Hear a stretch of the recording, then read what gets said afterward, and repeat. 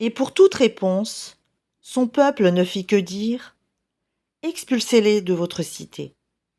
Ce sont des gens qui veulent se garder purs. » Or, nous l'avons sauvé, lui et sa famille, sauf sa femme qui fut parmi les exterminés.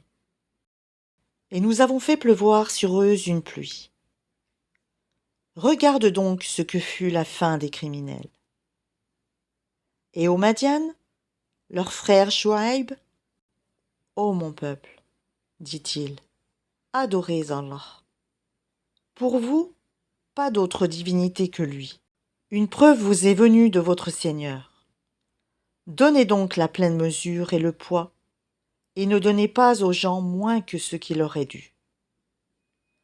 Et ne commettez pas de la corruption sur la terre après sa réforme. Ce sera mieux pour vous si vous êtes croyants. Et ne vous placez pas sur tout chemin, menaçant, empêchant du sentier d'Allah, celui qui croit en lui et cherchant à rendre ce sentier tortueux. Rappelez-vous quand vous étiez peu nombreux et qu'il vous a multipliés en grand nombre. Et regardez ce qui est advenu aux fauteurs de désordre. Si une partie d'entre vous a cru au message avec lequel j'ai été envoyé, et qu'une partie n'a pas cru, patientez donc jusqu'à ce qu'Allah juge parmi nous, car il est le meilleur des juges. Les notables de son peuple, qui s'enflaient d'orgueil, dirent « Nous t'expulserons certes de notre cité, ô Chouaïb, toi et ceux qui ont cru avec toi. Ou que vous reveniez à notre religion. » Il dit « Est-ce même quand cela nous répugne ? Certes, nous aurions forgé un mensonge contre Allah si nous revenions à votre religion, après qu'Allah nous en a sauvés. Il ne nous appartient pas d'y retourner, à moins qu'Allah notre Seigneur ne le veuille. Notre Seigneur embrasse toutes choses de sa science. C'est en Allah que nous plaçons notre confiance. Ô notre Seigneur, tranche par la vérité, entre nous et notre peuple, car tu es le meilleur des juges. Et les notables de son peuple, qui ne croyaient pas, dirent « Si vous suivez Chouaïb, vous serez assurément perdants. » Alors le tremblement de terre les saisit, et les voilà étendus, gisant dans leur demeure. Ceux qui traitaient Chouaïb de menteur disparurent, comme s'il n'y avait jamais vécu. Ceux qui traitaient Chouaïb de menteur furent eux les perdants. Il se détourna d'eux et dit « Ô mon peuple, je vous ai bien communiqué les messages de mon Seigneur et donné des conseils. Comment donc m'attristerais-je sur des gens mécréants ? Nous n'avons envoyé aucun prophète dans une cité sans que nous n'ayons pris ses habitants ensuite par l'adversité et la détresse, afin qu'ils implorent le pardon. Puis nous avons changé leurs mauvaises conditions en y substituant le bien, au point qu'ayant grandi en nombre et en richesse, ils dirent « La détresse et l'aisance ont touché nos ancêtres aussi. » Eh bien, nous les avons saisis soudain, sans qu'ils s'en rendent compte. Si les habitants des cités avaient cru et avaient été pieux, nous leur aurions certainement accordé des bénédictions du ciel et de la terre. Mais ils ont démenti, et nous les avons donc saisis pour ce qu'ils avaient acquis. Les gens des cités sont-ils sûrs que notre châtiment rigoureux ne les atteindra pas la nuit, pendant qu'ils sont endormis ? Les gens des cités sont-ils sûrs que notre châtiment rigoureux ne les atteindra pas le jour, pendant qu'ils s'amusent ? Sont-ils à l'abri du stratagème d'Allah ? Seuls les gens perdus se sentent à l'abri du stratagème d'Allah. N'est-il pas prouvé à ceux qui reçoivent la terre en héritage des peuples précédents que, si nous voulions, nous les frapperions pour leurs péchés et scellerions leur cœur, et ils n'entendraient plus rien ? Voilà les cités dont nous te racontons certaines de leurs nouvelles. À cela, en vérité, leur messager leur avait apporté les preuves, mais ils n'étaient pas prêts à accepter ce qu'auparavant ils avaient traité de mensonge. C'est ainsi qu'Allah scelle les cœurs des mécréants. Et nous n'avons trouvé chez la plupart d'entre eux aucun respect de l'engagement, mais nous avons trouvé la plupart d'entre eux pervers. Puis, après ces messagers, nous avons envoyé Moïse avec nos miracles vers Pharaon et ses notables. Mais ils se montrèrent injustes envers nos signes. Considère donc quelle fut la fin des corrupteurs. Et Moïse dit, Ô Pharaon, je suis un messager de la part du Seigneur de l'univers. Je ne dois dire sur Allah que la vérité. Je suis venu à vous avec une preuve de la part de votre Seigneur.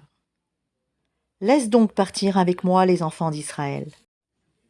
Si tu es venu avec un miracle, dis, Pharaon, apporte-le donc, si tu es du nombre des véridiques. Il jeta son bâton, et voilà que c'était un serpent évident. Et il sortit sa main, et voilà qu'elle était blanche, éclatante, pour ceux qui regardaient. Les notables du peuple de Pharaon dirent, voilà, certes, un magicien chevronné.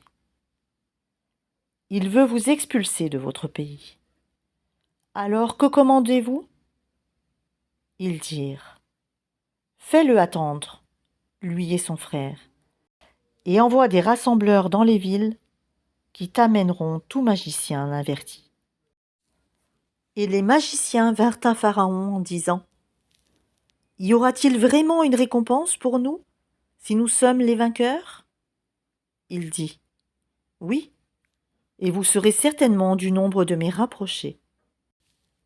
Ils dirent, ô Moïse, ou bien tu jetteras le premier, ou bien nous serons les premiers à jeter.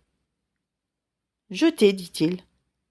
Puis lorsqu'ils eurent jeté, ils ensorcelèrent les yeux des gens et les épouvantèrent, et vinrent avec une puissante magie. Et nous révélâmes à Moïse, jette ton bâton. Et voilà que celui-ci se mit à engloutir ce qu'ils avaient fabriqué. Ainsi la vérité se manifesta, et ce qu'ils firent fut vain. Ainsi ils furent battus et se trouvèrent humiliés. Et les magiciens se jetèrent prosternés. Ils dirent, nous croyons au Seigneur de l'univers, au Seigneur de Moïse et d'Aaron. Y avez-vous cru avant que je ne vous le permette ?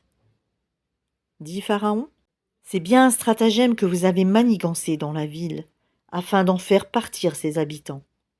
Vous saurez bientôt. Je vais vous couper la main et la jambe opposée, et puis je vous crucifierai tous. Ils dirent, en vérité, c'est vers notre Seigneur que nous retournerons. Tu ne te venges de nous que parce que nous avons cru aux preuves de notre Seigneur lorsqu'elles nous sont venues. Ô notre Seigneur, déverse sur nous l'endurance et fais-nous mourir entièrement soumis.